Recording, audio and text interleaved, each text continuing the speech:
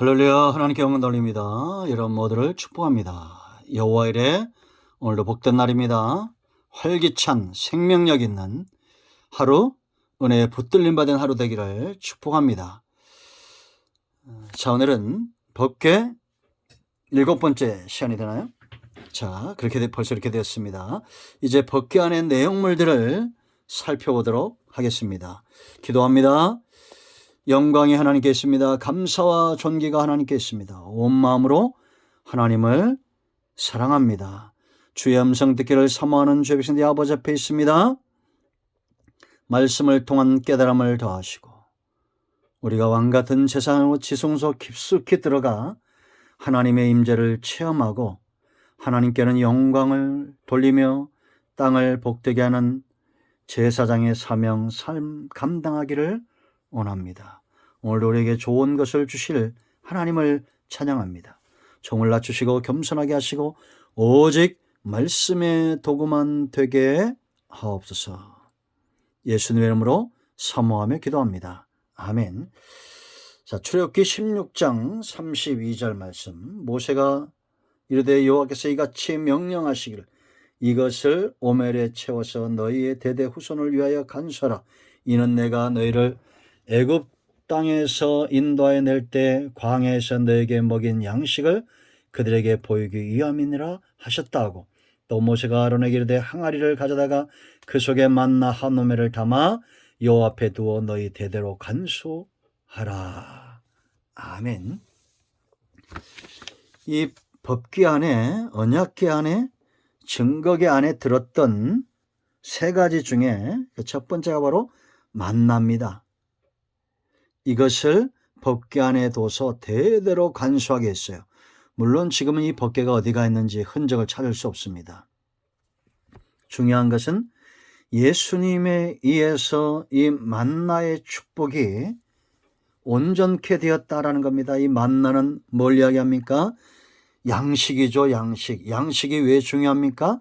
생명의 문제입니다. 그래서 여러분 요한복음 6장 33절 말씀 보면 하나님의 떡은 하늘에서 내려 세상에 생명을 주는 것이니라. 48절에 내가 곧 생명의 떡이니라 이렇게 말합니다. 모세를 통해서 주셨던 만나는 그걸 먹은 사람은 다 죽었습니다. 그런데 예수님을 통해서 주는 떡은 먹으면 영원히 사는 겁니다. 예수님의 구속의 역사 가운데 복음과 진리의 말씀을 이야기하죠. 우리가 잘 아는 대로 신명기 8장에서 사람이 떡으로만 사는 것이 아니라 하나님의 입에서 나오는 말씀으로 인하여 산다.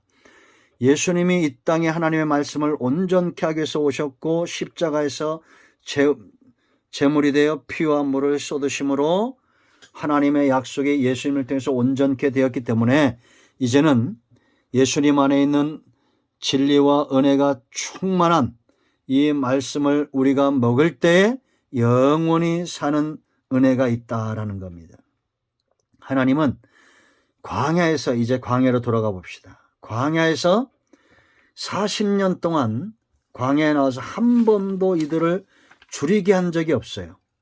만나를 그렇게 주셨습니다. 그들이 범죄할 때도 주셨고 대적들에게 쫓길 때도 주셨고 항상 일정한 시간에 이 만나가 온 지면에 이슬처럼 내렸습니다. 그럼 이들은 어떠해야 됩니까? 그렇게 내리는 만나를 보고 뭘 생각해야 됩니까? 하나님이 지금도 우리 가운데 일하시는구나. 먹이시는구나. 우리를 살리시는구나. 우리를 목양하시는구나. 그걸 깨달아야 됩니까? 못 깨달아야 됩니까? 깨달아야 된다라는 겁니다.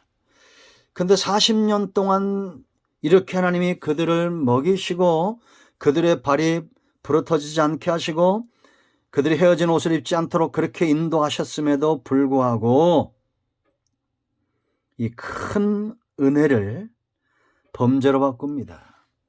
21장 가면 4절에 이렇게 말합니다. 백성이 호르산에서 출발하여 홍해길을 따라 에돔 땅을 우회하려 하다가 길로 말미암아 백성의 마음이 상하니라. 하나님이 우회하신 거예요. 빠른 길을 두고 돌아가니까 이제 원망과 불평이 나오는 겁니다. 그러면 생각해 봐야 됩니다. 하나님이 왜 돌아가셨겠어요? 안전한 길이에요? 안전한 길이 아니에요. 안전한 길입니다. 빠른 길보다 안전한 길이 더 중요하고 결국은 안전한 길로 가는 것이 무엇보다 빠른 길입니다. 그런데 이렇게 왜 돌아가니까 백성의 마음이 상했다는 거예요. 이 표현이 중요한데, 여러분, 우리가 신앙생활 하거나 살다 보면 마음이 상할 수 있어요. 그러면 하나님을 향한 원망이 나오지 않게 해야 됩니다. 그런데 5절 말씀 보면 백성이 하나님과 모세를 향하여 원망하되 어찌하여 우리를 애굽에서 인도해 내어 이 광야에서 죽게 하는가? 이곳에는 먹을 것도 없고 물도 없도다. 우리 마음이 이 하찮은 음식을 싫어하노라. 여러분, 저는 천국 가면 이 만나가 어떤 것인지 꼭 맛보고 싶습니다. 그런데 이들이 말하는 하찮은 음식은 절대 아니라는 겁니다. 하늘 문이 열리고 내렸는데 왜 이것이 하찮은 음식입니까?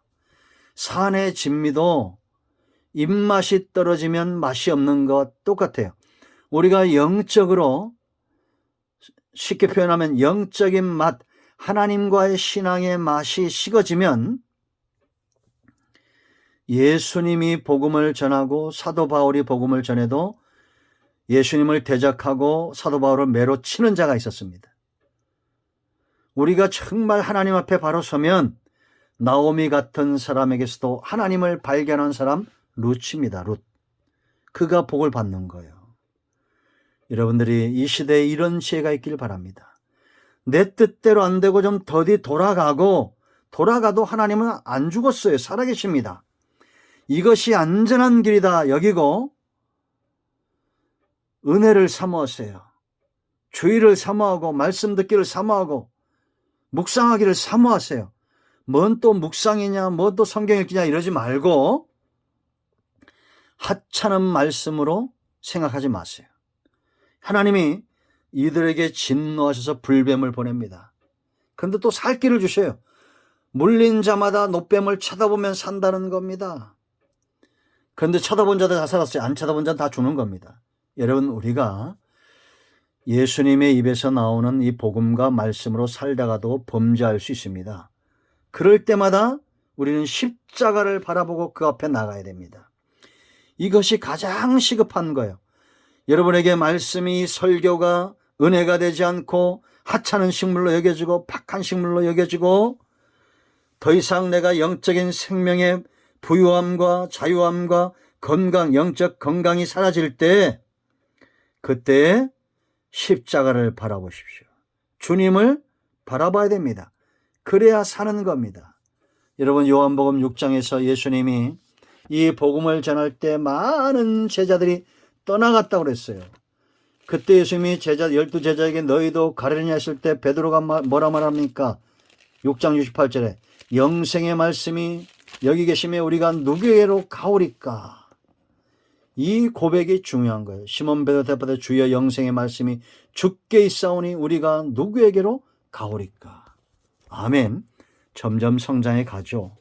그러므로 여러분, 지금도 우리는 만나 하늘에서 이 땅에 내린 예수 그리스도, 우리가 보내 은혜와 진리가 충만한 예수님의 복음과 그 말씀으로 인하여 우리가 산다는 걸 알고 이거를 범죄로 바꾸면 안 됩니다. 박한 식물에 여기면 안 돼요. 혹 그러나 또 우리가 이 은혜에서 떠나가고 하나님의 말씀과 멀어질 때는 다시 한번 십자가 보혈을 의지하여 쉬운 자 은혜의 보좌로 나아가 우리의 첫사랑과 믿음을 회복해야 될 줄로 믿습니다. 아멘. 지금도 만나는 맛있습니다. 아멘. 예수님의 말씀, 복음, 하나님의 입에서 나오는 말씀으로 우리가 삽니다. 아멘. 기도합니다. 할렐루야. 하나님 감사합니다. 예수 그리스도의 이름을 의지하여 기도합니다. 우리 가운데 마음이 상한 자, 병든 자 치유하시고 회복시켜 주시고 하나님의 말씀대로 사는 되는 은혜가 있게 하옵소서.